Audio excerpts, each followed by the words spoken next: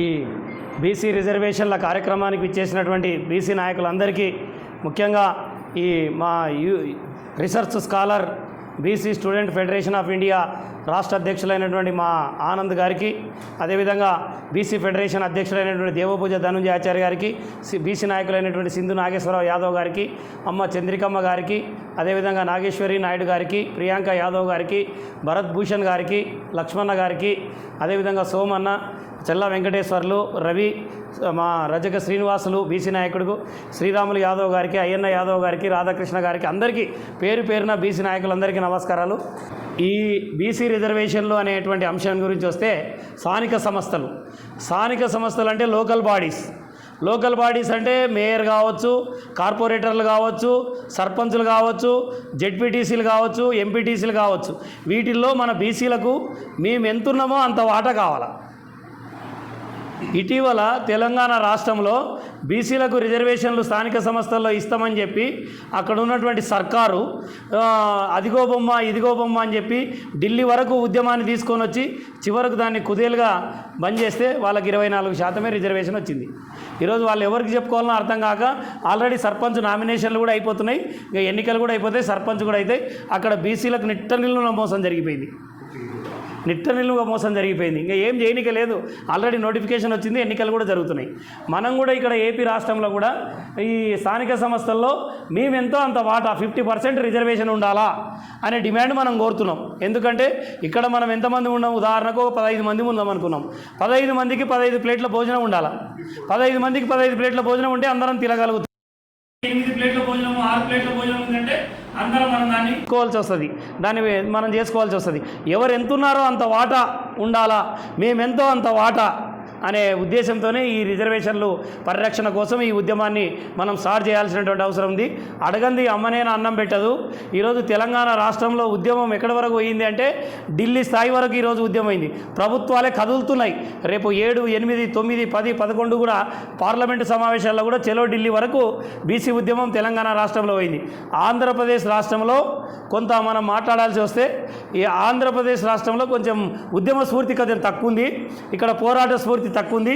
ఏది ఏమైనా మేమందరం కొంచెం ఉద్యమకారులం కాబట్టి అంతో ఇంతో గలం ఇప్పంది. అడగంది అమ్మనేనా అన్నం పెట్టదని చెప్పి 50% రిజర్వేషన్ కావాలని చెప్పి డిమాండ్ మీద అడగాల్సినటువంటి అవసరం ఉంది. అప్పుడు మాత్రమే ఇప్పుడు ఉన్నటువంటి ఏపీలో ఉన్నటువంటి గవర్నమెంట్ ఇవ్వగలుగుతుంది అనే ఉద్దేశంతో మనం ఆ రిజర్వేషన్ని కోరుతున్నాం.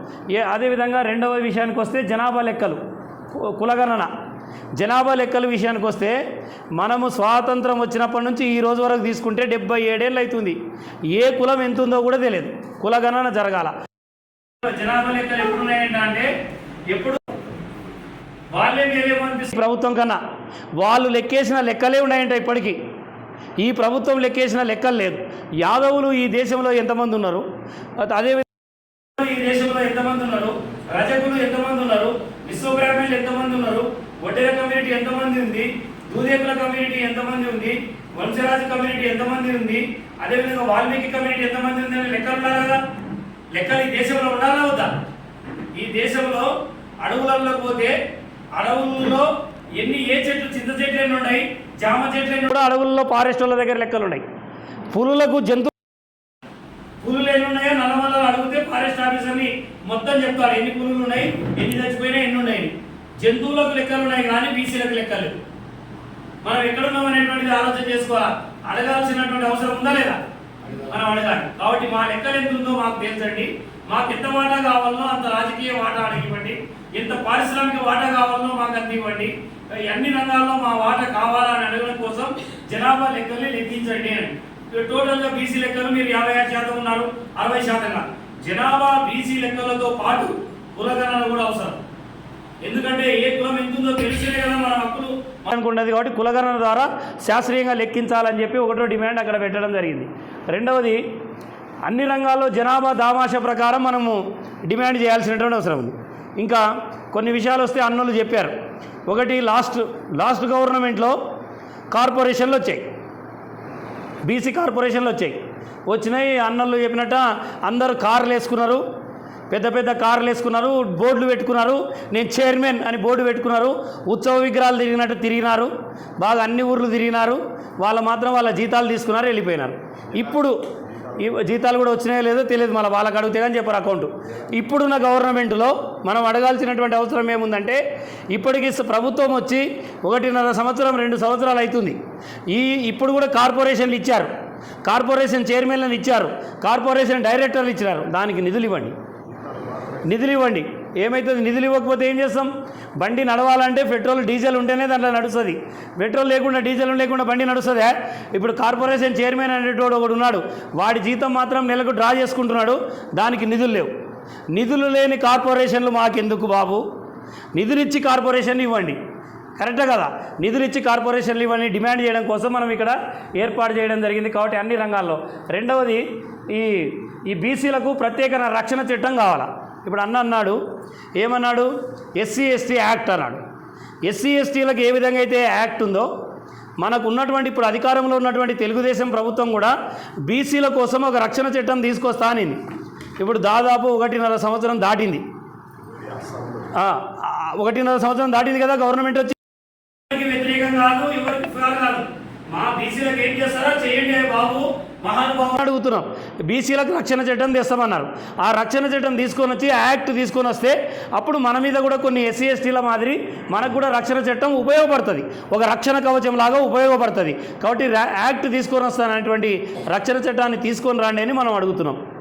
మా గట్టిగా ఉద్యమం చేసినాం అనుకోండి, విజయవాడకి వెళ్ళి గట్టిగా ఉద్యమం తీసుకొచ్చి పోరాటం ఎక్కువ చేసినాం అనుకోండి, కేసులు అయితే ఏమో అని భయపడి పేయకుండా, వేరే ఉద్దేశంతో కాదు, మాకు అడగాలని ఉంది.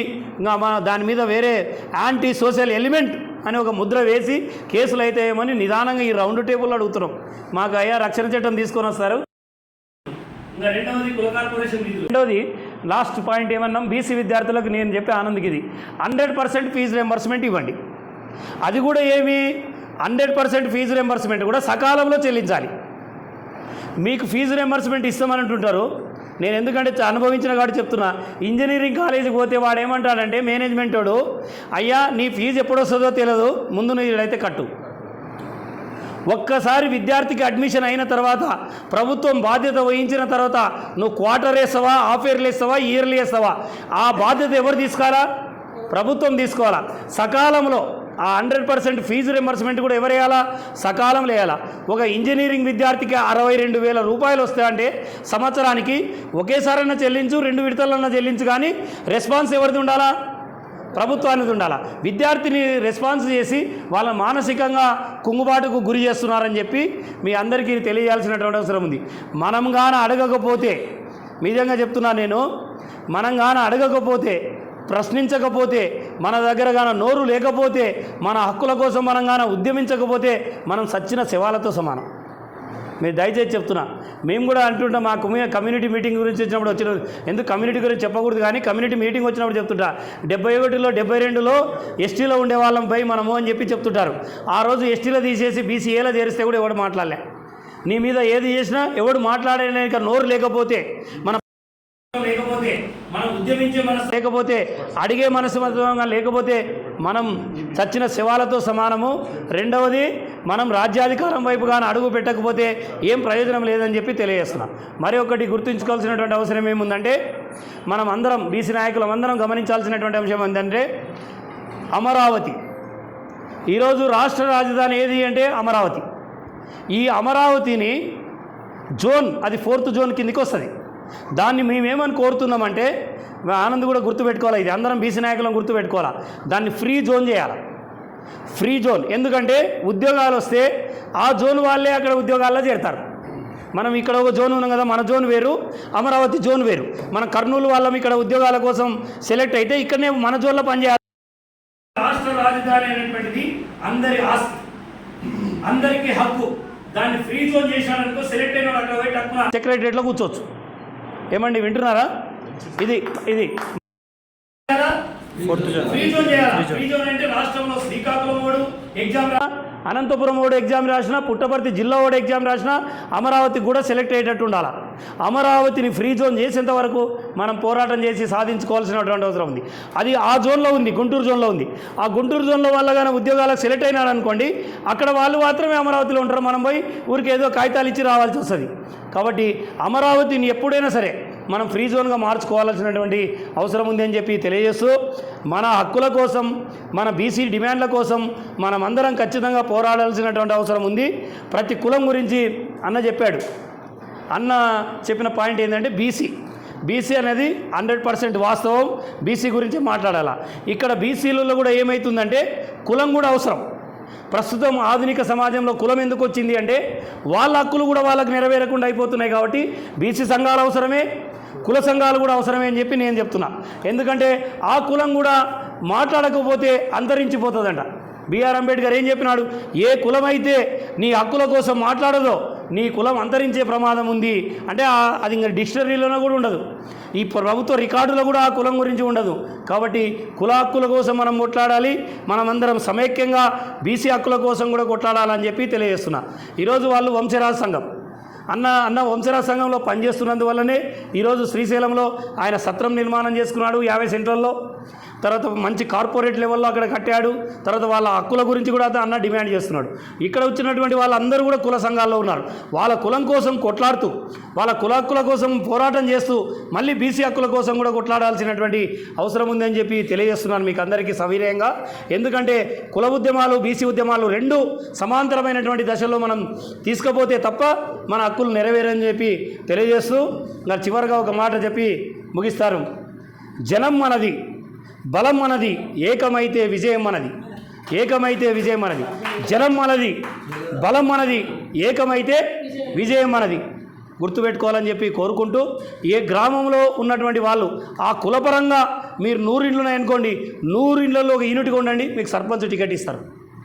ఒక్కటే మాట మీద ఉండండి. ఆ ఊళ్ళో ఉన్నటువంటి బీసీ కులాలందరినీ కలుపుకోండి, నీకు సర్పంచ్ టికెట్ ఇస్తారు. కరెక్టా కదా? కాబట్టి ముందు ఐక్యత అనేటువంటిది ప్రధానమైనది. ఐకమత్యమే మహాబలం. ఐకమత్యాన్ని మించిన బలమే లేదు. చీలికలు పేలికలు తీసుకురాకుండా బీసీలమంతా ఐకమత్యంగా ఉండాలని చెప్పి కోరుకుంటూ, ఎప్పటికీ బీసీ ఉద్యమాలు నీరు గారిపోలేదు, జన సమీకరణ ఎప్పుడు తగ్గిపోలేదు. అవి కూడా విత్డ్రా చేసుకోవాల్సినటువంటి అవసరం ఉంది. ఎప్పుడైనా ఉద్యమం బలోపేతమే అయ్యింది. ఈ రాష్ట్రంలో ప్రతి పాలక పార్టీ బీసీల గురించి ఆలోచించాల్సినటువంటి పరిస్థితి వచ్చింది.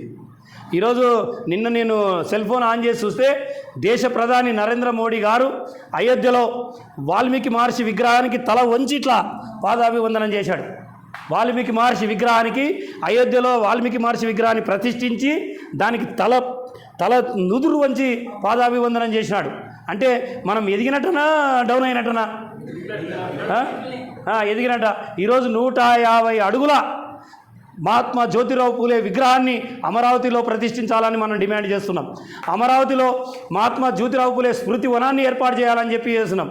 ఏ రాజకీయ పార్టీ మంత్రులైనా బయటికి ఇంట్లో నుంచి బయటకు వస్తేనే బీసీలే ఓటు బ్యాంకు అన్న నానుడిని వాళ్ళ మెదుల్లోకి తీసుకుపోయినాం. అవునా కాదా చెప్పండి?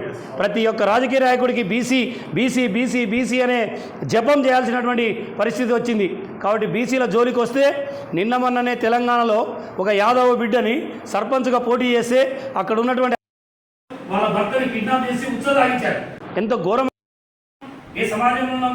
ఉచ్చదాగించారంట, వచ్చేదంట, బీర్ల కొద్ది ఉచ్చవసేదంట. అట్లా తాగిచ్చి వాడిని హింస పెట్టారు. ఈరోజు సోషల్ మీడియా అంతా ఉంది. సోషల్ మీడియా అంతా అదే వస్తుంది. ఏంది ఎక్కడున్నాం? కాబట్టి కర్నూలు జిల్లాలో కూడా మనమందరం ఐకమత్యం కాకపోతే మనకు కూడా భవిష్యత్తులో ఇక్కడ కొట్టిన అడిగేటోడు ఉన్నాడు, తిట్టిన అడిగేటోడు ఉన్నాడు, కాలం రాసిన అడిగేటోడు ఉన్నాడు. కాబట్టి మనం సంఘాల ద్వారా 4 గదుల మధ్యనో బహిరంగంగానో రోడ్ల మీదనో ఏదో ఒక ఉపన్యాసం ఇచ్చి ఏదో ఒక సభలు పెట్టి మన హక్కుల గురించి మాట్లాడితేనే తప్ప మన హక్కులు నెరవేరమని చెప్పి తెలియజేస్తూ, మన ఆనంద్ ఏం చెప్పాడంటే రేపు సోమవారం నాడు మనం కలెక్టర్కు మన డిమాండ్ల మీద ఒక వినతి పత్రం ఇస్తే ముఖ్యమంత్రి దృష్టికి పోతుందని చెప్పి తెలియజేస్తూ, వీలైనంత మంది మీరు కూడా మీ మిత్రులకు తెలియజేసి రేపు 8వ తారీఖు నాడు ఉదయం 9:30 గంటలకంతా 10 గంటలకంతా కలెక్టరేట్ కాడికి వస్తే కలెక్టరేట్లో ప్రజా దర్బారులో గ్రీవెన్స్లో మనం కూడా కలెక్టర్కి ఒక బీసీ డిమాండ్ల మీద రిప్రజెంటేషన్ ఇద్దాం. మన డిమాండ్ల మీద అయితే మనం వదిలేదైతే లేదు. ప్రభుత్వానికి తెలియజేసి మనం ఎవరికి యాంటీ కాదు, ఎవరికి ఫార్ కాదు, ఎవరికి వ్యతిరేకం కూడా కాదు, మనకు కావాల్సినటువంటి హక్కులు ఏవైతే ఉన్నాయో వాటి సాధించుకోవడం కోసం మాత్రమే మనం ఉద్యమించి సాధించుకోవాలని చెప్పి తెలియజేస్తూ ఈ కార్యక్రమాన్ని ఇంత కాకుండా మళ్ళీ నెక్స్ట్ రౌండ్లో మీరు పెట్టినప్పుడు కొంచెం కార్పొరేట్ లెవెల్లో మనం కూడా గ్రాండ్గా అప్డేట్ అవుదాం. అన్న చెప్పినట్ట మనం కూడా కొంచెం మంచి హాల్లో మంచిగా ఉండేటట్టుగా మంచిగా ఏర్పాటు చేస్తాం. ఇప్పుడు ఇది తొలి సమావేశంగా జరుగుతుంది. ఇప్పుడు ఇక్కడ రెండో రౌండ్లో మంచిగా ఏర్పాటు చేస్తామని చెప్పి తెలియజేస్తూ మళ్ళీ జరగబోయే కార్యక్రమానికి ఒక్కరొకరు ఒక కుల సంఘం నుంచి వచ్చినా బీసీ సంఘాల నుంచి వచ్చినా ఒక్కరు ఇట్లా అలాయి బలాయి కొట్టకుండా రాకుండా ఒక నలుగురు తీసుకొని వస్తే బాగుంటుందని చెప్పి తెలియజేస్తూ ముగిస్తున్నా. Thank you. జై బీసీ.